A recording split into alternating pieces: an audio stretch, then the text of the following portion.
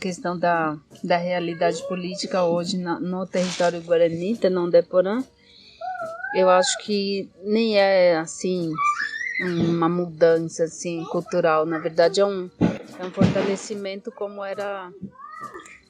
era um pouco mais no passado, assim, né, de como as comunidades se organizam na aldeia e tal, em relação a diluir, assim, né, o poder somado com a responsabilidade, assim.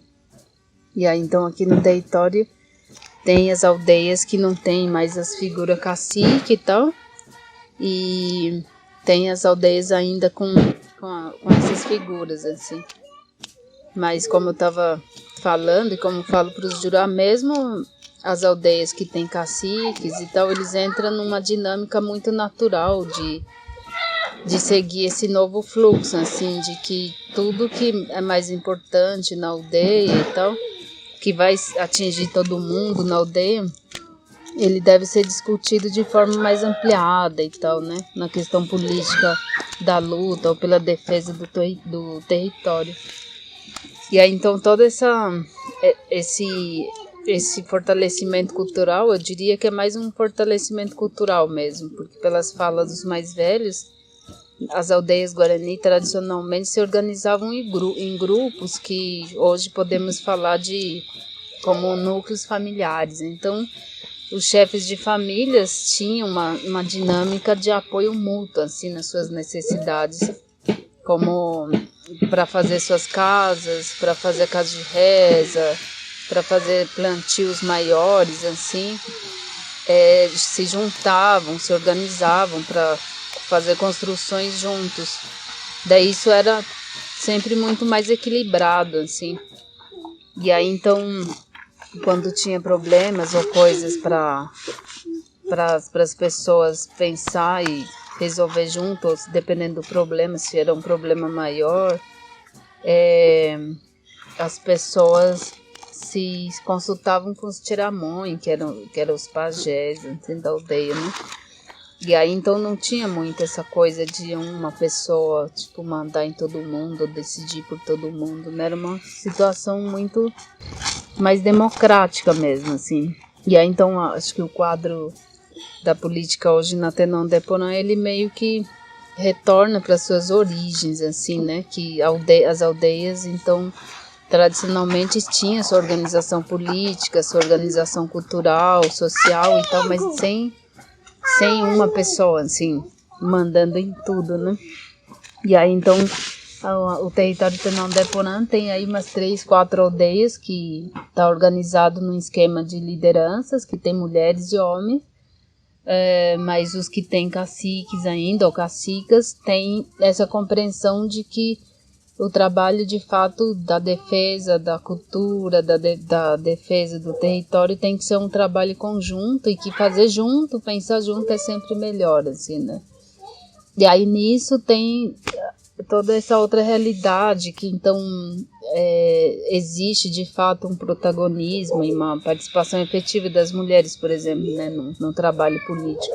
E isso reflete então para uma situação de uma melhor reflexão ou de providências em relação a problemas de mulheres, por exemplo, né, tratar a questão da mulher, o que é a mulher na aldeia, qual que é o valor da mulher na aldeia, ou quando a mulher tem problemas de violência, por exemplo, de algum tipo, é muito mais fácil tomar providência, assim, né? Não fica uma coisa assim, nossa, é tabu falar disso, ou ninguém vai falar nada, porque ninguém tem nada a ver com isso, enfim.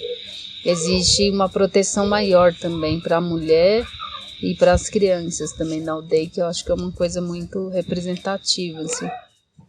Então, aí, né, quando eu fui me adaptando aqui, no começo eu falei pra minha irmã, temos que ter uma liderança no campo. Eu falei pra ela, alguém tem que mandar na frente, tem que ser cabeção mesmo. Mas aí ela falou assim, tudo bem, no começo ela queria ser, só que ela não sentia firmeza, eu acho. Falei pra ela, já que você, eu vou ficar na frente, experimentar, ver se até onde eu aguento ser uma cacica. Aí ela concordou, todo mundo concordou. Aí eu comecei a me apresentar nas reuniões como cacica. E lá, o pessoal tudo foi aprovando. Porque eu falei lá na aldeia, eu não aceito gente que bebe, gente que usa droga, eu não aceito lá não. A primeira regra é não subir para lá, quem quiser morar lá tem lugar, mas tem que respeitar nossas regras, não é para levar bebida. Quer beber? Vai beber né? Na rua. Quer voltar para lá, volta só. Então aí, por isso que a gente vive aqui sozinha. O pessoal vem, quer morar, a gente dá essas regras, eu já não dou. Mas tudo bem. Aí então é difícil ser uma liderança da aldeia. Você tem que ver tudo os problemas, resolver. Seja um problema aí, uma briga de casal, tem que chamar essas pessoas para conversar, para resolver. Eu tenho muita paciência, mas tem hora que dá uma chicotada também. Porque não escuta. Eu sou cacique, mas se eu pisar na bola, fazer alguma coisa errada, eu não vou poder. Não sei se vocês quiserem me castigar também, eu vou ter que pagar. Eu errei. Então o exemplo vem da gente. Eu não posso fazer errado para poder dar um exemplo para eles. E é difícil para mim. Tem coisas que às vezes eu me sinto assim, de enfrentar minha mãe. Isso é complicado, né? Ela é uma liderança forte daqui também. Então eu falo assim para ela, a gente tem que ser nós duas para resolver os problemas. E você não pode fazer errado. E eu também não posso, porque se eu errar, você tem todo o direito de ir para cima. Eu também tenho o direito de ir para cima de você, cobrar. Isso ajuda. Eu preciso deles lá. Eles estão aqui. E para eu preciso de vocês aqui, ó. Serviço de vocês. Eles vêm. Aí eles ligam para lá, a gente precisa do pessoal daí para cá. Ou se não deu, vem buscar também. Eu acho muito legal, assim, um ajudando o outro. Aí estamos levando, graças a Deus não temos nenhum problema, briga. De vez em quando a gente briga. Não tem lugar que não briga. Se eu falar que aqui é perfeito, não é perfeito. Sempre tem alguma coisa. Mas ultimamente estamos vivendo bem, cara. Vivendo bem. Então é isso. Eu nunca imaginei, tá? Graças a Deus, eu estou feliz. O que eu sei, eu pretendo passar para eles, ensinar eles a plantar, não ver.